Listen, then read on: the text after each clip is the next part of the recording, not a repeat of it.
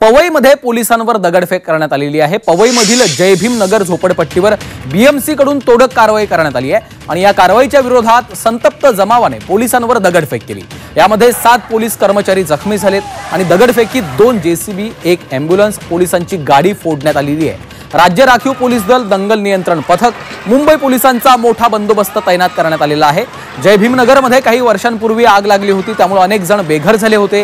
हे सर्वजण पुन्हा त्याच ठिकाणी झोपड्यांमध्ये राहू लागलेले आहेत। मात्र ही जागा सरकारी असल्याचा दावा करत बीएमसीने या सर्व झोपडपट्ट्यांना नोटीस बजावली होती। दरम्यान आज या झोपडपट्टीवर कारवाई करताना संतप्त नागरिकांनी पोलीस तसेच बीएमसीच्या कर्मचाऱ्यांवर तुफान दगडफेक केलेली आहे।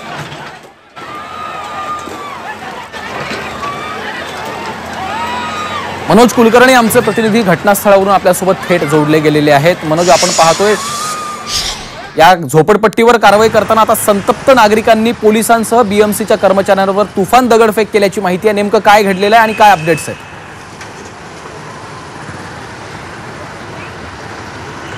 अगदी बरोबर आहे। पवईचा हा भीमनगरचा एरिया आहे। या ठिकाणी जे अतिक्रमण होतं ते काढण्यासाठी पोलीस आले होते, त्याचबरोबर महापालिकेचं पथक सुद्धा या ठिकाणी आलं होतं। आज सकाळपासूनच या ठिकाणी मोठा तणाव निर्माण झाला होता आणि पोलीस जेव्हा आणि महापालिकेचे कर्मचारी जे आहेत जेव्हा अतिक्रमण काढत होते त्यावेळेस स्थानिकांचा या ठिकाणी विरोध होता आणि हा विरोध असतानाच पोलीस आणि महापालिकेचे कर्मचारी त्यांना समजावण्याचा प्रयत्न करत होते, परंतु ते समजण्याच्या बाहेरचं वातावरण या ठिकाणी निर्माण झालं होतं आणि यातूनच दगडफेक निर्माण झालेली आहे। यामध्ये जवळपास 6 ते 7 पोलीस कर्मचारी असतील, त्याचबरोबर मुंबई महापालिकेचे 5 ते 6 जो कर्मचारी आहेत ते सुद्धा या ठिकाणी जखमी झाल्याचं पाहायला मिळत आहे। दगडफेक सकाळी सुद्धा 11 वाजेच्या दरम्यान झाली होती आणि आता सुद्धा दगडफेक झाली होती या ठिकाणी आणि त्यानंतर पोलिसांचा बंदोबस्त या ठिकाणी वाढवण्यात आलेला आहे।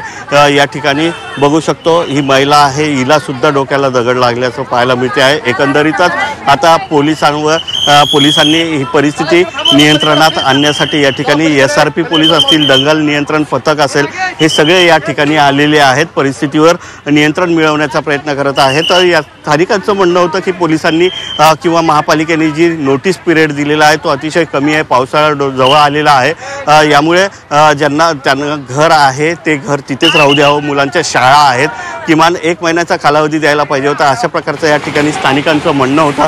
परंतु महापालिकेने मात्र गेल्याच आठवड्यात ही नोटीस दिली होती आणि ही नोटीस दिल्यानंतर अचानक आज कारवाई करण्यास आलेले आहे। त्यामुळे हा सगळा जो जमाव आहे तो सकाळी संतप्त झालेला होता आणि 2 वेळ दगडफेक करण्यात आली होती। यामध्ये जवळपास 6 ते 7 पोलीस कर्मचारी आहेत ते जखमी झालेले आहे। आता परिस्थिती जी आहे या ठिकाणची ती पूर्णतः पोलिसांच्या नियंत्रणात आहे। दंगल पथक जे आहेत ते सुद्धा या ठिकाणी आलेलं आहे। SRP पोलिसांचा बंदोबस्त या ठिकाणी तैनात करण्यात आलेला आहे। स्थानिक या ठिकाणी जाण्याचा प्रयत्न करत आहेत, परंतु पोलिसांनी त्यांना अडवलेलं आहे। परिस्थिती आतली जी आहे ती आता तणावपूर्ण असून पोलिसांच्या नियंत्रणात आहे। निश्चितच पोलिसांच्या नियंत्रणामध्ये सध्या परिस्थिती आहे। धन्यवाद मनोज या सविस्तर माहितीसाठी।